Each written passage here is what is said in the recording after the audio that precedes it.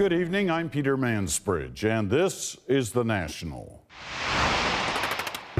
United Airlines finally apologizes for its not-so-friendly skies. Oh my God, look at what you did to him! Can it recover from that?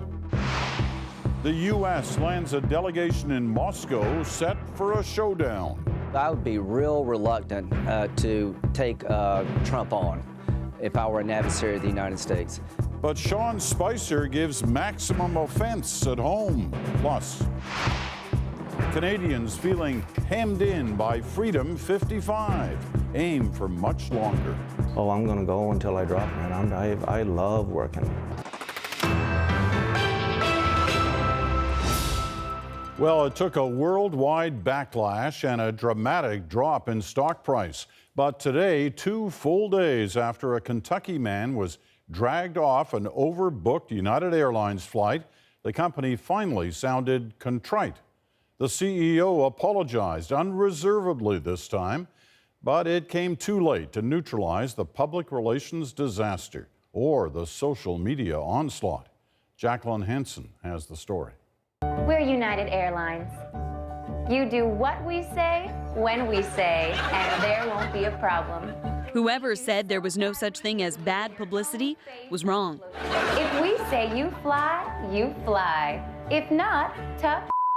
From late-night spoofs to social media and mock United Airlines mottos, even one for a rival airline. But the original video isn't funny at all. None of us could believe that it would get to that point of violence. The other passengers were just berating the employees, saying things like, you should be ashamed of yourself. Well, I found a statement from United CEO apologizing for what he called reaccommodating customers was widely criticized. Add to that a leaked internal memo from the CEO defending his employees, saying they followed established procedures. I also emphatically stand behind all of you, he said. Meanwhile, others in the industry are questioning why this even happened in the first place. They already knew they were overbooked. So then why didn't they, not board the last 10 people perhaps, rather than fill up the airplane and go through all this grief? Now on China's version of Twitter, there are calls for a boycott of United in a market that's already crucial to the airline.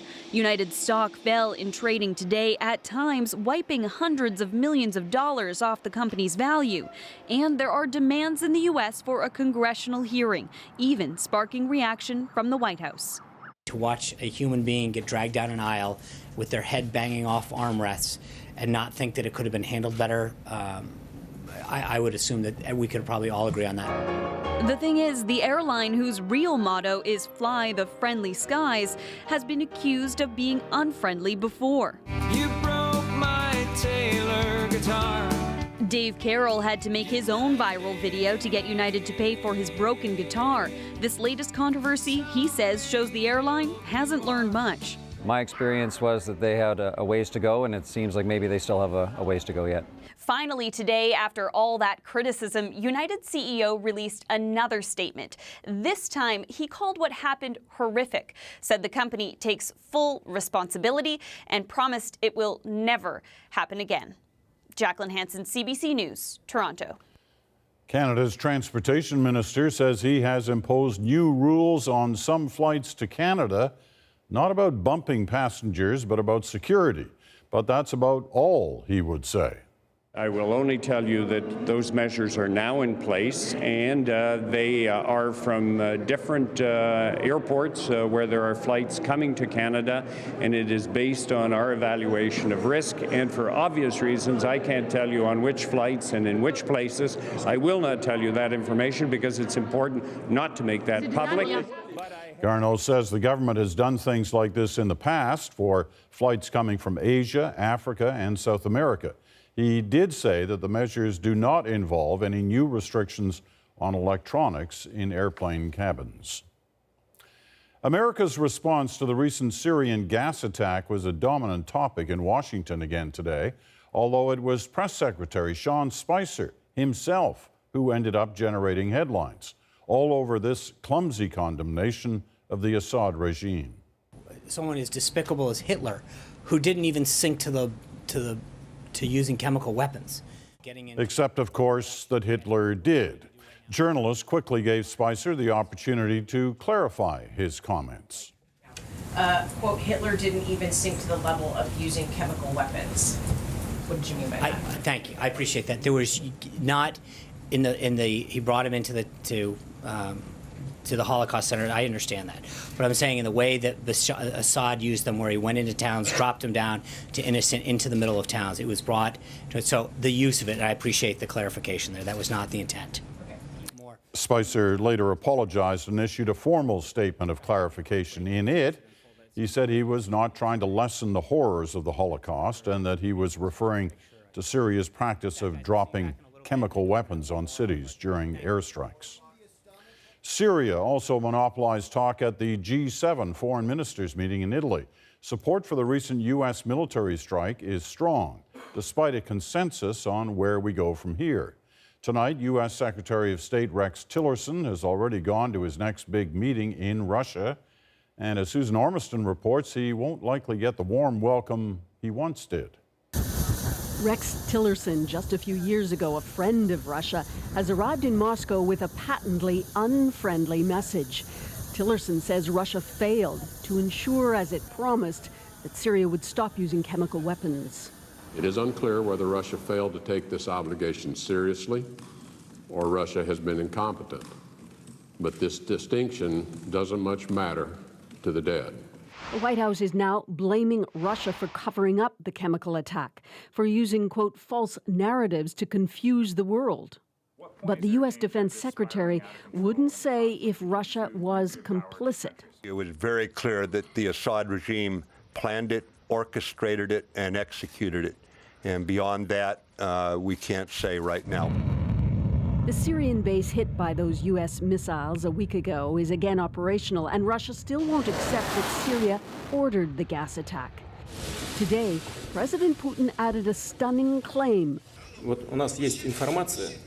that another chemical attack is planned by Syria's enemies, targeting Damascus, which will then be used to frame Assad. Not a promising start, while the rhetoric rises in America. Quit having your head in the sand.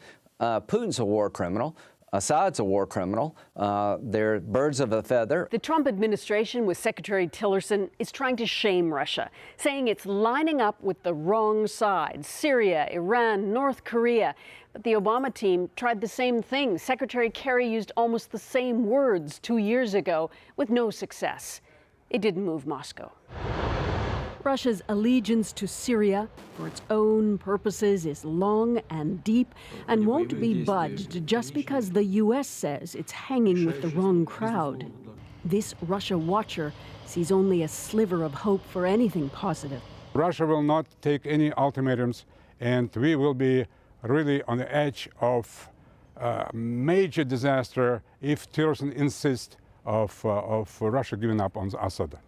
Tillerson's personal history as an oil executive dealing in Russia and getting that badge of friendship could help when he meets tomorrow with Foreign Minister Lavrov. But notably, the man who smiled at him back then hasn't agreed to meet with Tillerson yet. Susan Ormiston, CBC News, Toronto. Canada's foreign minister is also attending the G7 meeting in Italy. Today, Chrystia Freeland echoed the Prime Minister's recent statements on regime change in Syria and took a shot at Moscow's foreign policy. In an interview with the BBC, Freeland said that a final peaceful outcome for Syria cannot include Assad remaining in power. And as for the Russians and their support of Bashar al-Assad, Freeland said Canada is looking very carefully at additional sanctions. And as if the Syrian problem wasn't pressing enough, North Korea is threatening the U.S. with a nuclear attack. Paul Hunter has more on the escalating tension in that part of the world. As the U.S. Navy heads toward the Korean Peninsula, and as the U.S. and South Korea take part in their biggest ever military exercises, North Korea is firing back. Any sign of U.S. aggression, it said via state media, may bring a nuclear attack on America. We will take the toughest counteraction against the provocateurs, said this state newsreader. And though the White House underlines North Korea is not yet capable of a nuclear attack, it's a clear ratcheting of tensions. And coming in the days after that U.S. strike on Syria, which caught the world by surprise, this caution today from a Republican senator. I think this strike was a game changer. There's a new sheriff in town. I hope North Korea is watching. Let me tell you this. If I were you, I would be real reluctant to take Trump on if I were an adversary of the United States. And Donald Trump weighed in himself today on Twitter. North Korea is looking for trouble, he wrote, adding if China doesn't help resolve it, the U.S. will solve the problem without them. The last thing we want to see is a nuclear North Korea that threatens the coast of the United States, or for that matter, any other country and any other set of human beings. So we need stability in that region, and I think he has put them clearly on notice. The White House says Trump is keeping all options open on North Korea, underlining that, as with Syria, if he acts, it will be, as the White House put it, decisive and proportional. Paul Hunter, CBC News, Washington. Coming up, Duncan McHugh looks at retirement in Canada, 21st century style. Plus, we take you inside a most exclusive school. It didn't matter that she didn't physically, strenuously resist the sexual activity. She said no. Teaching judges the ABCs of the law of consent. The government has introduced a bill to hike fees on hundreds of federal services. The new Services Fees Act is included in its omnibus budget bill. It would automatically trigger annual fee increases at the level of inflation on what you pay to renew your passport, for example, or to get a fishing license. The new law is scheduled to come into effect next April 1st. Voters in British Columbia already knew they'd be going to the polls May 9th, but today was the formal kickoff of the provincial campaign. And already there are issues bubbling to the surface that could affect Canadians outside of BC too. Chris Brown explains. Bonjour. Bonjour. As the BC election begins, it's probably advantage Christy Clark. She's the incumbent premier leading a province with a strong economy and a party with a 4-election winning streak. Having a job and getting a better job, making sure that your kids have an opportunity to get a great job, all that's how you look after the people that you love. And I think that that's what people are going to be making their choice about. I'm the new candidate for the BC Liberal Party in this riding. But a lengthy incumbency can also cause voter fatigue, and there are lingering scandals too, especially over fundraising. So, NDP leader John Horgan sees an opening to win, something New Democrats have only ever done 3 times here.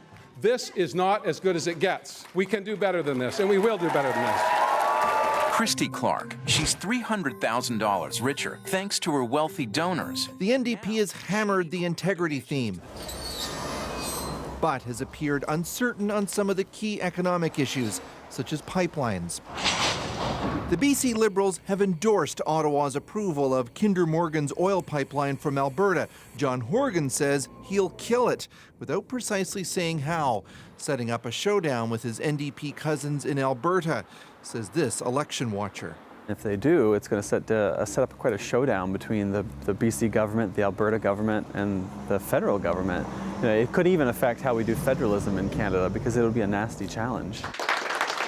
Not to be overlooked are BC's Greens. I'm really excited. Leader and climate scientist Andrew Weaver holds the party's only seat, but surrounded by candidates, including 6 with PhDs. Weaver says the Greens have moved beyond the fringe. Do people feel that they are being served by the same tired choice between the BC Liberals and the BC NDP? The NDP felt it had the last election in the bag, ran a safe, careful campaign, and blew it. So this time the party says expect lots of attack ads and an all-out assault on Christy Clark's record. Chris Brown, CBC News, Vancouver. It may feel like a lifesaver when you're driving down a slippery, icy highway, but all that salt is doing nothing good for North America's lakes. In fact, even the smallest amount on a road not even that close to a freshwater lake can turn fresh waters to brine. But there are solutions. Margot McDermott explains. It's hard to see a downside to spring melting, but all this runoff is making our lakes sick. Any road salt that you see being applied is eventually going to end up in our waters. A new study of more than 370 lakes in eastern North America shows they're getting saltier. Ontario's Lake Simcoe is an example. It's now 5 times saltier than it was 40 years ago, which is very bad news for the ecosystem. Most species are adapted to extremely fresh waters, and so as you start adding salt, this just stresses out anything living in the water. This huge pile is an example of the problem. It's snow that was removed from Ottawa streets this winter. It contains salt and all kinds of nasty stuff. The issue is what to do with the water that melts from it. You can hear and see the water coming in from the pile of snow. Municipalities like Ottawa are grappling with the problem. It's one of the few Canadian cities with special facilities to store snow. In the spring, the melting water is diverted into holding ponds. But we want to mitigate the impacts to the environment from the chloride that's in the salt. So the meltwater storm pond captures some of that, dilutes some of that salt water before it can actually, seep into the environment. Most North American cities are cutting back on road salt. Some are even mixing it with beet juice or brine left over from making cheese. But that only goes so far. Half of all the salt that's draining into lakes is being spread by homeowners and private businesses. A group trying to change that habit says a lot of people are unrealistic about winter. There's an expectation that people can drive in the winter with a bare pavement and they can walk into the store and not have to step over any snowbanks, and the sidewalk will be free and safe so that they can wear their summer shoes in order to do their business and basically not prepare for the winter. The study predicts if this keeps up, about 10,000 lakes in eastern North America are at risk of getting saltier and sicker. Margaret McDermott, CBC News, Ottawa. There are calls tonight for a province-wide investigation into the sex education curriculum in Alberta after a controversial video was shown to high school students in Red Deer. The presentation was inappropriate and misleading, using incorrect information, and quite frankly, frightening. The video compares abortion to the killings at Auschwitz during the Second World War. A local anti-abortion group played the video to grade 10 students. The Red Deer Catholic School Board has apologized and says it will now screen presentations by outside groups more carefully. A CBC News investigation into home insurance has found that some victims of domestic violence can be left without coverage even after a devastating fire. As investigative correspondent Diana Swain tells us, what they're entitled to depends on where they live.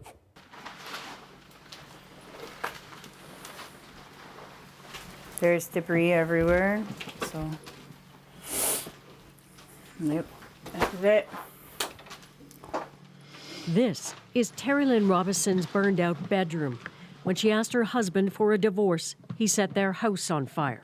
And I was actually over here, and I was packing his clothes here, and he lit the bed on fire there, and it is very lucky that I got out.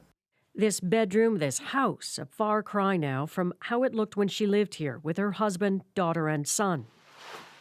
After the fire, the insurance company went in to assess the damage and left the house a rotting mess. For nearly a year, it's done nothing, leaving Robinson carrying a mortgage on a house she can't live in. The insurance just took things and just moved everything around and just left, you know. They wouldn't let me in to clean anything. That's what everything looks like now. Her husband was convicted of arson and last month sentenced to jail time. But her insurance company, Allstate, has refused to pay out. That's because she lives in Ontario, one of the provinces where a claim can be denied if one of the people named on the policy intentionally sets the fire. Several other provinces have passed legislation forcing insurance companies to pay out in a case like this. Lawyer Scott Stanley has dealt with similar cases in BC, where the laws have recently been changed to give victims some protection. I mean, these are the worst of the worst cases, and nothing, I mean, after your home's been burned down tragically, how could life get much worse except for if your insurance company doesn't help you out and then you end up being homeless. So the impact was profound. We approached Allstate about her story. The company says it will now review its practices to ensure fair application of laws across all jurisdictions. It also seems to be willing to take a second look at Robison's claim, which for her could finally be a bit of good news. Just tired of being punished over and over and over for something that I just didn't do. But here's something to remember. Even if Allstate changes its rules, it's just one company, leaving many others able to deny a claim based on where a person lives. Diana Swain, CBC News, Toronto. The Canadian man accused in that huge hack of Yahoo emails has been denied bail. Karim Baratov was arrested in Ontario last month after U.S. authorities charged him for hacking, espionage, and other crimes. They say the 22-year-old poses a high flight risk and has ties to Russian spies. His extradition hearing is not yet set. And an American woman pleaded guilty today for helping to plot an attack at a Halifax mall on Valentine's Day in 2015. Lindsay Suvanarath and 2 others planned on using rifles and gas bombs to kill shoppers. Her sentencing is set for October. The CBC issued an apology today after just 3 episodes of a new docudrama called Canada, the Story of Us. It's a historical mini-series meant to celebrate the 150th anniversary of Confederation. But it's being criticized by some for being inaccurate, offensive, and incomplete. Stephanie Van Kempen has more. The new CBC series Canada, The Story of Us, set out to educate. Instead, it offended some Canadians, both for what it included, the negative portrayal of French Canadians, and naming Quebec as Canada's birthplace. It is the first permanent European settlement in Canada. And what it left out, any mention of the Acadians.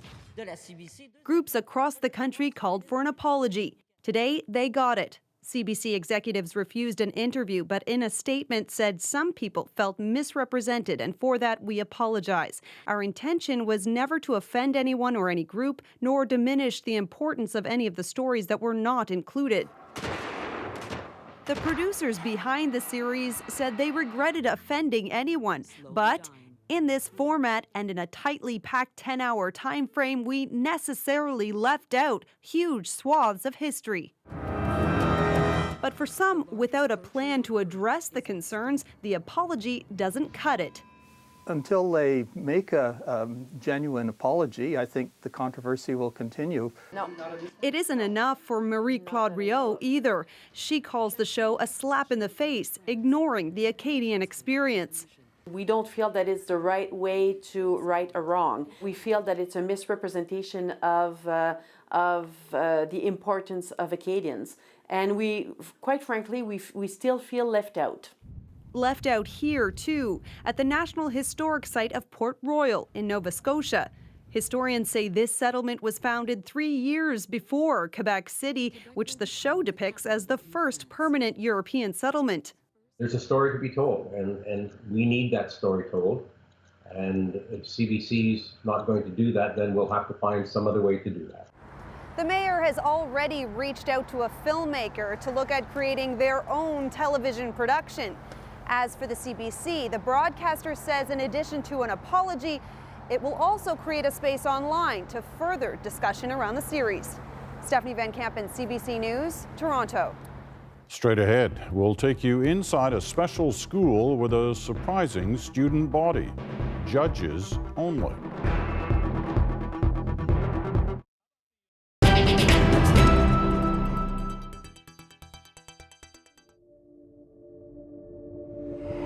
Earth Day has been organized from this office by young people using all the enthusiasm and techniques of publicity which were developed by the peace movement.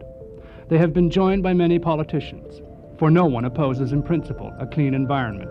On Earth Day, we're going to be focusing the whole society's concerns upon the broad range of environmental issues that are coming up, to the whole series of ways that we are destroying the world that some of us really want to live in 30 years from now. All we are saying is give Earth a chance.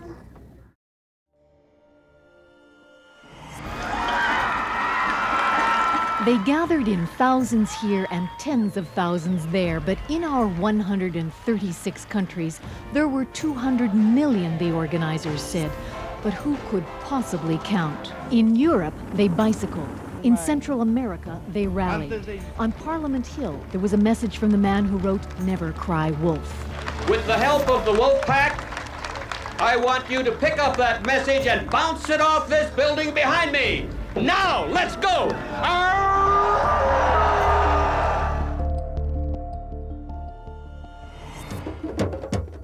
There may have been snow in the forecast and a cold wind blowing, but the drums were hot in Ottawa, even if the crowd was smaller than expected.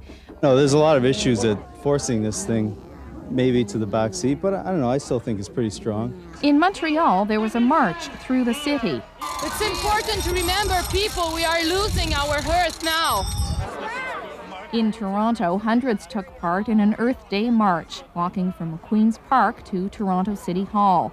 Here, too, organizers admit the fight to clean up the planet is not easy, but it must be done. Although the environment is under great stress, we at least can show some hope. Earth Day sucks. There, I said it. Earth Day sucks. He's not alone. There's a growing group online.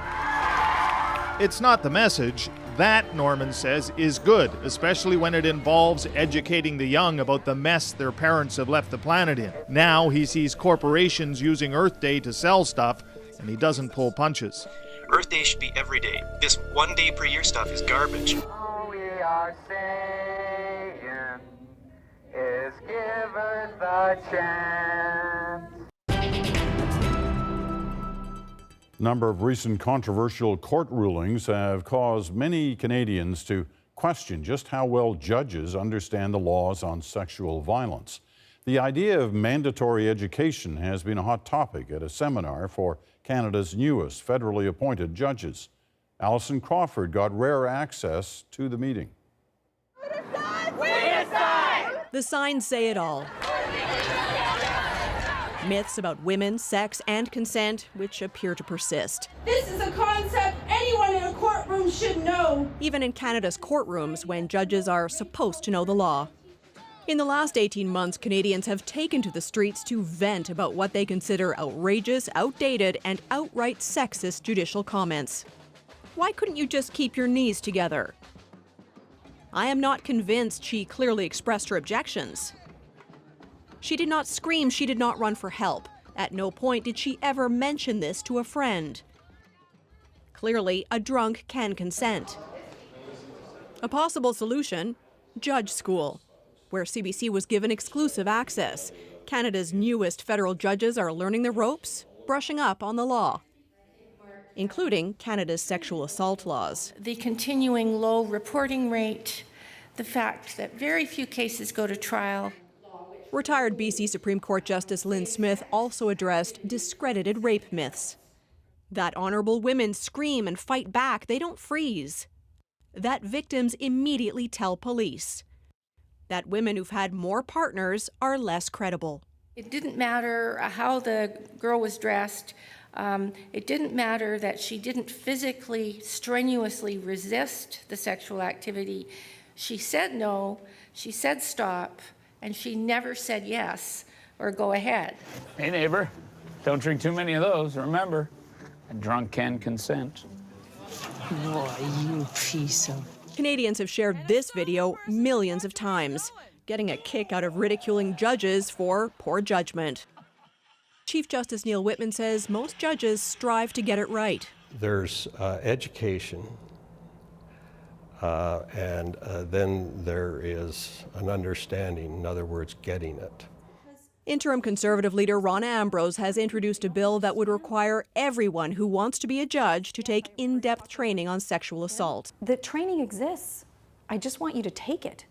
Take it. It's there for you. Some judges, though, feel mandatory education is a threat. Ambrose has no patience for the naysayers. I say that's crazy. That's rubbish. It's ludicrous because the bill itself mandates lawyers who want to be appointed to the judge. So if you are a lawyer and you never want to be a judge, you'll never have to deal with this. This year's federal budget includes almost $3 million for judicial education.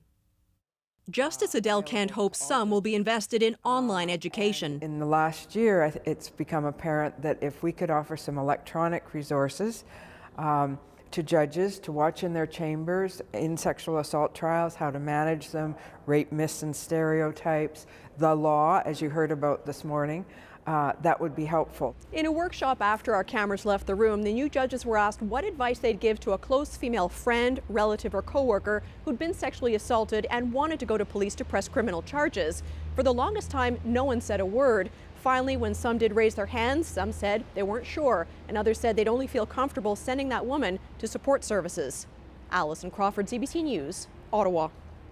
Still ahead, this week's Viewpoint takes on high-tech incubators. When governments pour the money in, whose interests are served? But first, the new face of retirement. I think work till you go. Are baby boomers sucking the air out of their grandkids' job market? That's next on The National. First, look at the day's business numbers. The TSX dropped 3 points, no change to the dollar. In New York, the Dow lost 6 points. Price of oil went up 32 cents a barrel.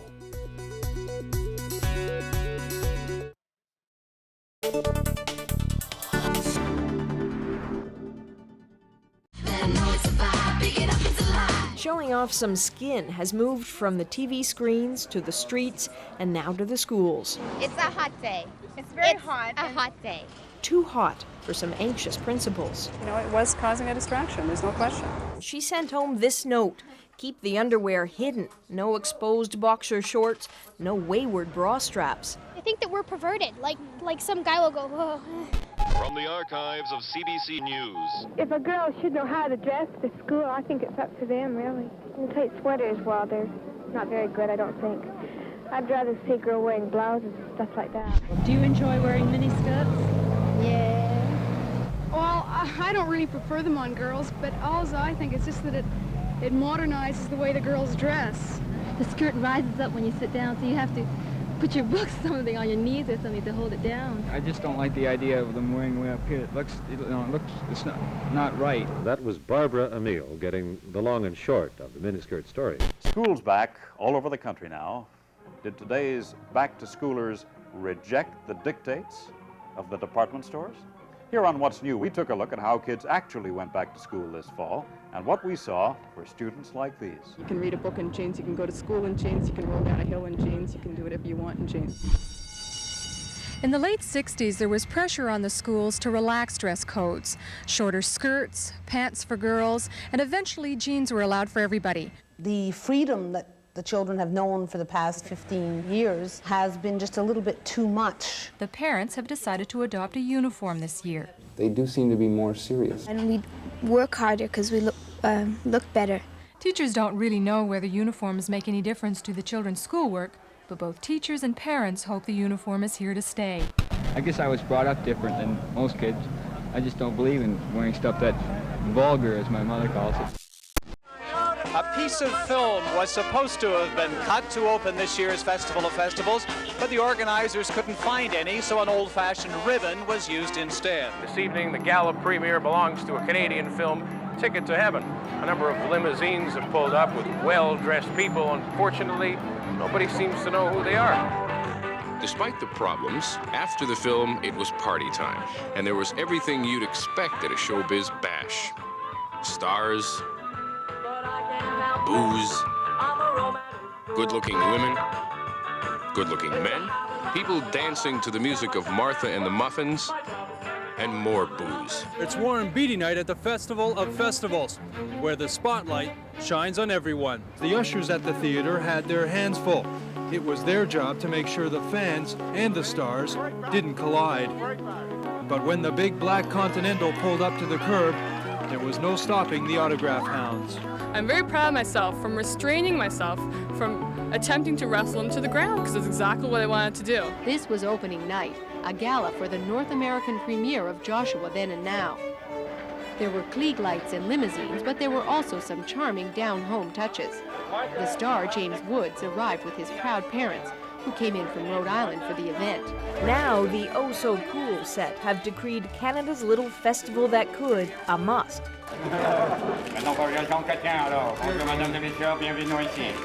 That, of course, is Robin Williams, Claudia Schiffer. It's the only film festival in the world where you see all of the most important films. You see a whole year come in advance. As un-Canadian as it is to gloat, movie critic Roger Ebert says go right ahead. Yeah, it's okay, Canada. It's okay. It's a real big, real good festival.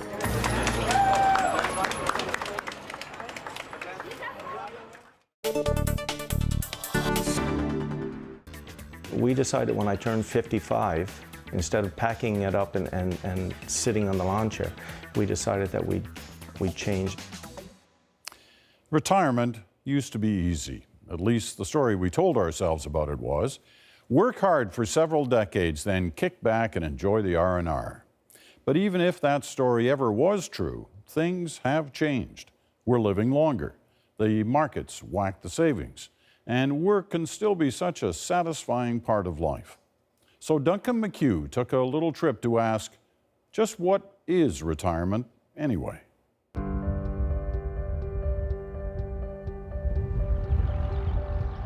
Georgetown, Prince Edward Island, a prime tourist destination.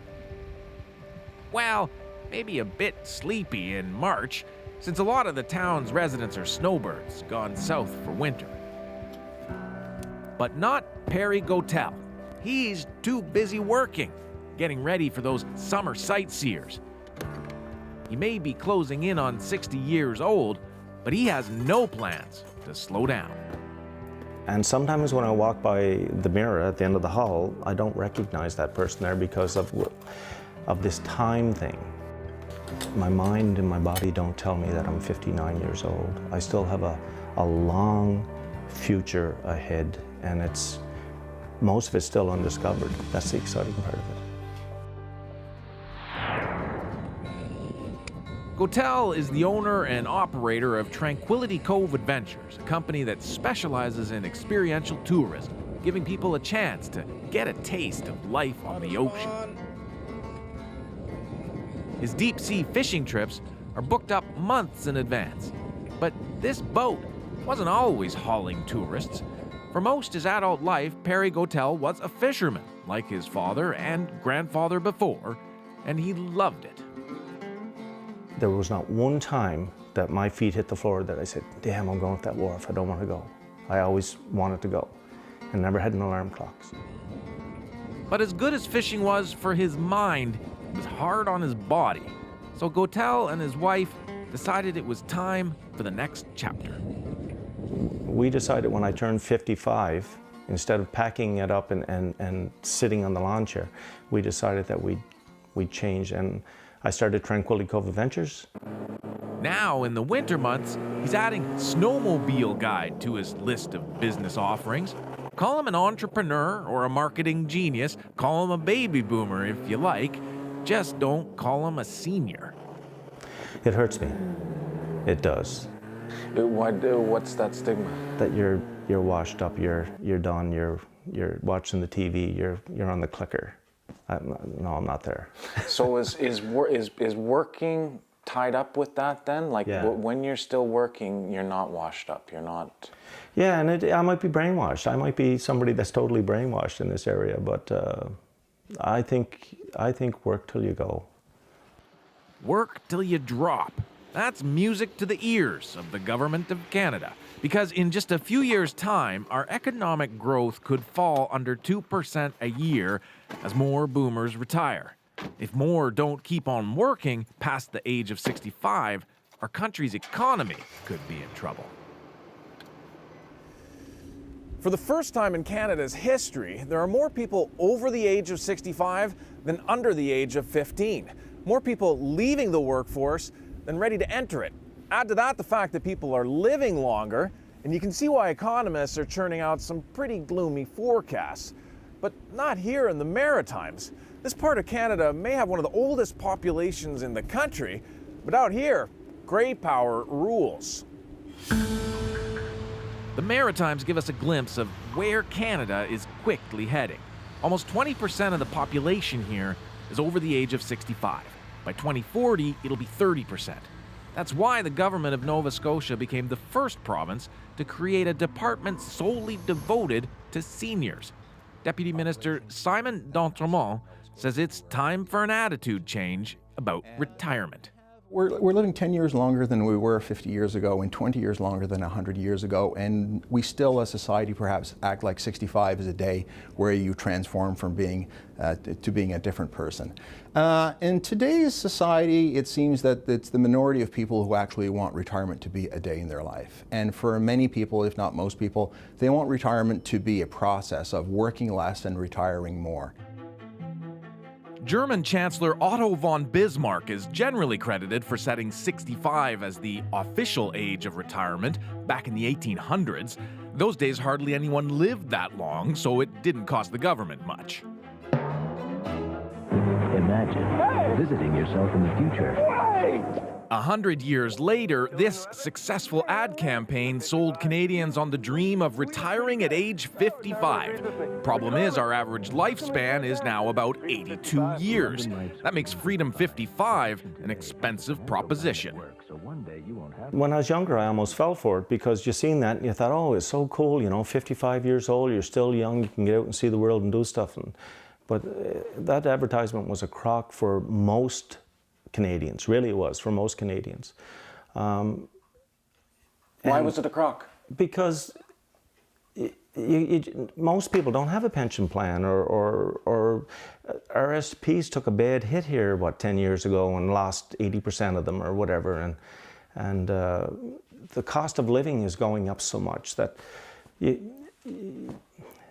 it's not that you have to work, it's if you want to keep the lifestyle that you have, you do. But work isn't always a lifestyle choice.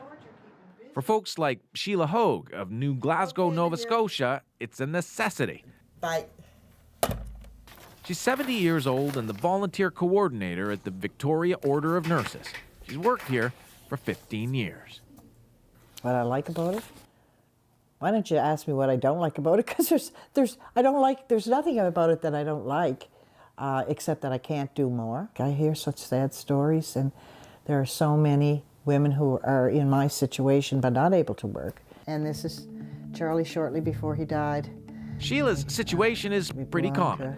She was a young single mom with 3 kids in tow when she met the love of her life, Charlie Hogue. They raised the 3 kids together and bought the house she still lives in. He made things happen for me like you would not believe. In the time we were together, I did more with him than I ever expected to ever do in my life. And yeah, he was such a good guy. God, I miss him. I miss him so. Charlie had big plans for their retirement, but then he died suddenly, just 2 years before they put those plans in motion. Sheila needed to work not only for fulfillment, but to keep a roof over her head. I have no plans for retirement. That's the truth. I want to stay in my home. I'd like to die in my home. We're headed out. This is a client that we're going to see. Her life didn't turn out exactly as planned, but don't waste time pitying Sheila Hogue. Her job brings her in touch with seniors who struggle to pay bills. Hi, Vera. Hi, Sheila. How are you? Hi. Being able to help seniors like 91-year-old Vera gives meaning to Sheila's life, makes work about much more than collecting a paycheck.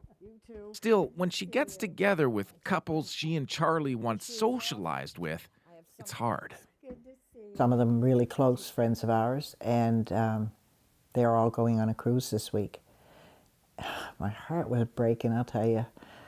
They were all, we're going to be doing this, we're going to do this. Yeah, you should come. You should make plans. You should retire, Sheila. You should come. And I said, you're all couples, And they said, oh, yeah, that's right. Well. So there's the couple aspect of it that you said is makes it difficult for you to participate. Mm-hmm. Is there the financial aspect of it as well? Oh, yeah.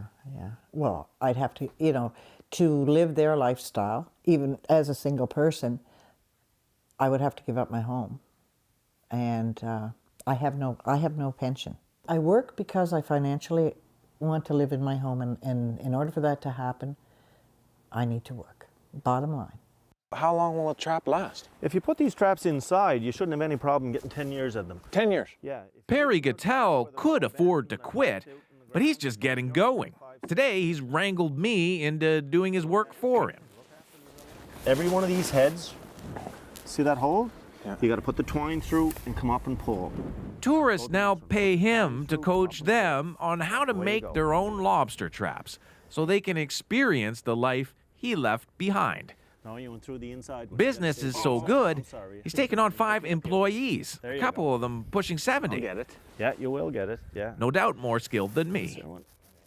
Why isn't it a benefit to you to hire seniors? Why is a 68-year-old and a 70? Oh man, they never show up late. They don't come in with hangovers. They don't phone in sick. There's all kinds of reasons why they're amazing workers. That may be, but many older workers can feel guilty about hanging on to jobs that could go to younger workers. That's a fallacy, says D'Entremont. This theory is so widely believed that economists have given it a name. It's called the lump of labor fallacy, which implies that there's a fixed number of jobs in the economy, and if you give a job to someone, you take it away from someone else.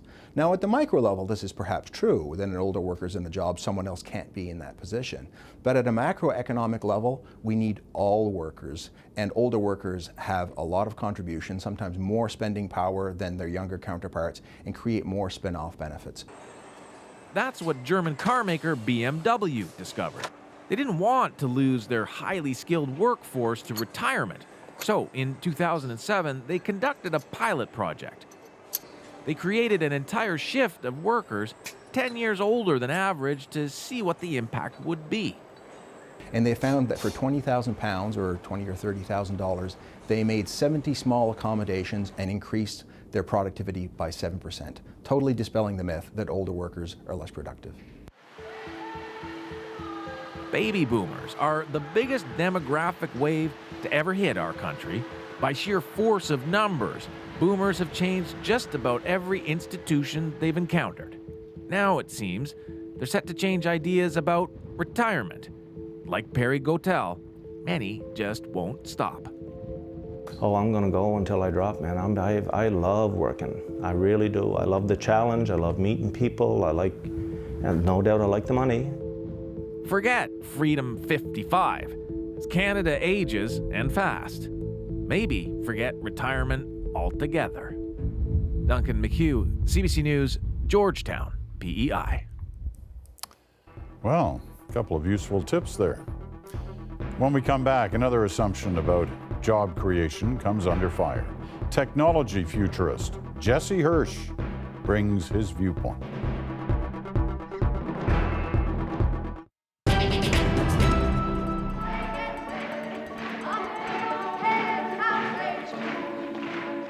In Toronto today, nearly 1,000 women gathered. Women from kitchens, offices, factories, and schools. We know very well that we're at the bottom of the economic and the political pile, but not for long. International Women's Day commemorates an angry rebellion by women sweatshop workers in New York who walked off the job to win decent wages and working conditions.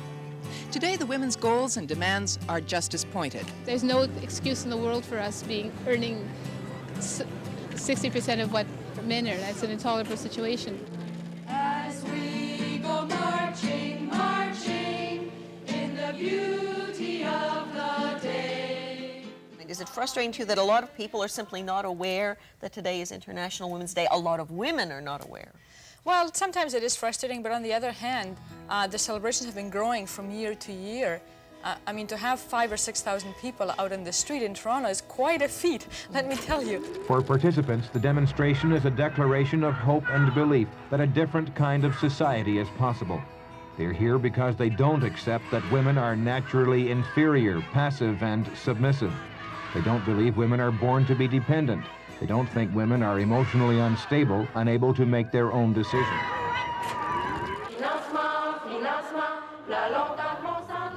20 years ago, graduates grappled with the idea of careers. These young women assume they'll have careers and more. I want to try and have it all. I'd like to have an education and a job that I'm happy with. We're not as radical, we're more equalists. Like many young women today, these students say they're not feminists. On this International Women's Day, which celebrates the efforts of women to build a better world, they believe that world is here already.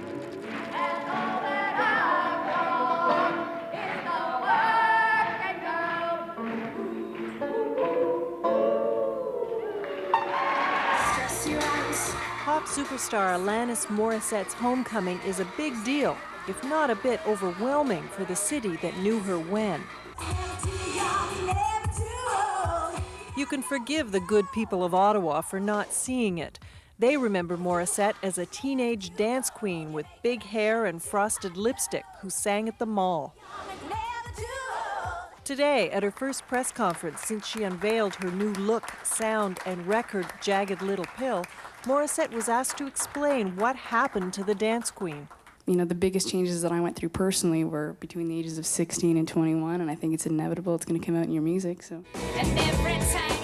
Despite some people's confusion at her radical musical makeover, Ottawa's mayor proclaimed today Alanis Morissette Day and handed over the key to the city. This just sort of represents that the city that I grew up in, that I went through so many things in, is something that I don't want to really put in my past, really. I just want to make a peace with where I came from, and, I'm apprehensive to accept an Alanis Morissette Day. I'll take an Alanis Morissette moment.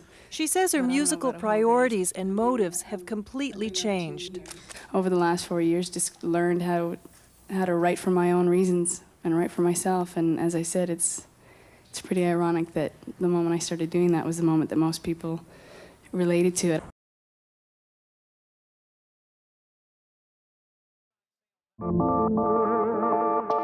My name is Jesse Hirsch, and I'm a technology futurist, writer, and researcher. And I want to talk to you about what currently happens when governments pour money into supporting startups. Disruption is a word you hear a lot in the tech sector. It drives companies that seek to transform industries, as Facebook, Uber, and Airbnb have done. There's certainly no shortage of people hoping to create a disruptive company, but it requires money, and that's where incubators come in. Incubators are spaces designed to help create and grow a business. They offer educational resources, a place to work, and access to potential investors. Tens of millions of public dollars from all levels of government are being spent to support these incubators. But how do we know that they actually deliver? How are we measuring the jobs they're creating? And who's going to reap the benefit of all that public investment? In Toronto alone, there are now over 60 different incubators. British Columbia has about 20, Montreal has over 15. The hope is that this will lead to the rise of the next Nortel or BlackBerry. Federal government even uses the phrase high-growth businesses when describing their desired outcome. But this is not the reality of what happens to startups in Canada. For most of these companies, especially for the entrepreneurs who drive them, the main metric of success is the exit. That exit is the moment that a company sells out. Like when Snapchat bought the Toronto-based company that made Bitmojis for over $100 million.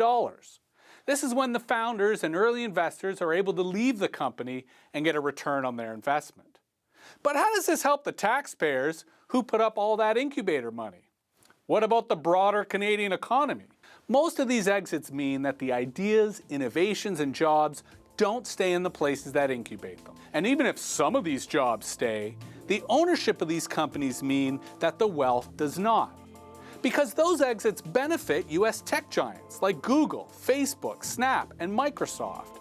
Right now, Canada's incubator model is serving the interests of major American tech companies. It undermines Canadian sovereignty because the profits and intellectual property generated by these firms go south. But it doesn't have to be this way. Rather than help a few people get very rich, incubators could be used to help create thousands of small and medium-sized businesses. They can do this via the selection process, choosing who gets access to these incubators and how entrepreneurs are guided and nurtured. While these startups may not be destined for purchase by a tech giant, they'll still be able to be active and profitable participants in the Canadian economy. It's time to stop incubating dreams of a billion-dollar exit and start rewarding startups that want to stay. For The National, I'm Jesse Hirsch.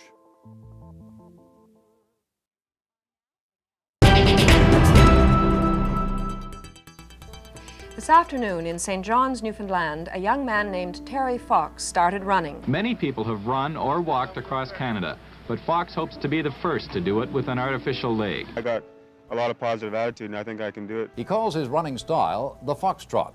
After 25 days in Newfoundland, Terry had raised $25,000.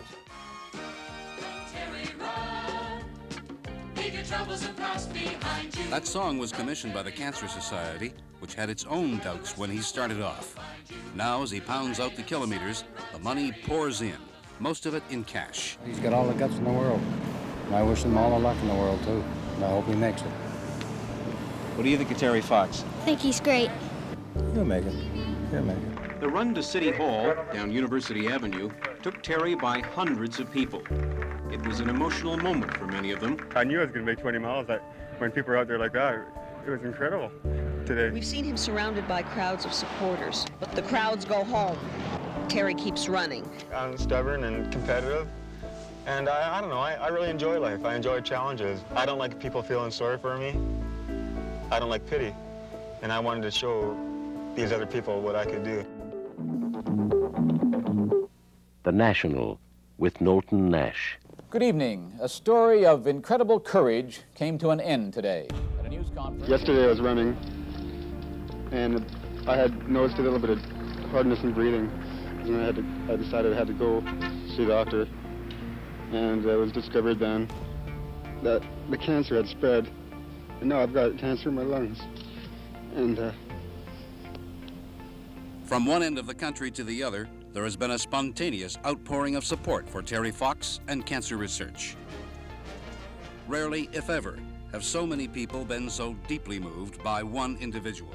if it comes to the point where I'm told I'm going to die of cancer, I haven't got a chance, I've got to be able to face that. And good evening. Terry Fox died this morning in a British Columbia hospital 1 month before his 23rd birthday. Well, he was a very brave boy, I must say, and I feel very sad about it. Don't cry, love. It's all right.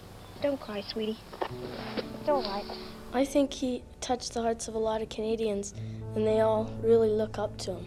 More than our sympathy, we would like you to express as well our profound gratitude for the gift which Terry gave to all of us, the gift of his own boundless courage and hope. Canadians everywhere walked and jogged and ran to raise money for the fight against cancer.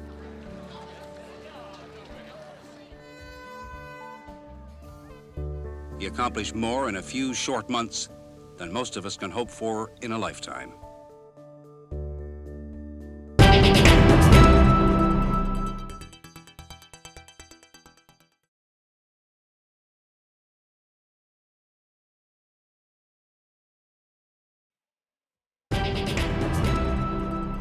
The wife of Canadian singer Michael Bublé says their young son is now well following cancer treatment. 3-year-old Noah Bublé was diagnosed with cancer last fall, prompting his dad to withdraw from all appearances, including hosting the Juno Awards earlier this month. At a news conference in her native Argentina, Luisana Lopelato said Noah's recovery is still a long process and the checkups continue. But the family's very happy and looking forward to the future. Before we go tonight, here's a peek at a special feature story Adrian Arsenault is working on for tomorrow night. Okay, right here. What about this cop car here? Get out. This is the Philippines, an Operation Double Barrel Reloaded, a war on drugs as ugly as it sounds. What's going on here? So now they're taking the body to the funeral parlor. And the family's going to follow. All the silence of the night gone. His name was RJ. He was 16. The truth tellers of the Philippines, tomorrow on The National. That's The National this Tuesday night. For news at any hour, you can always go to our website, cbcnews.ca. I'm Peter Mansbridge. Thanks for watching.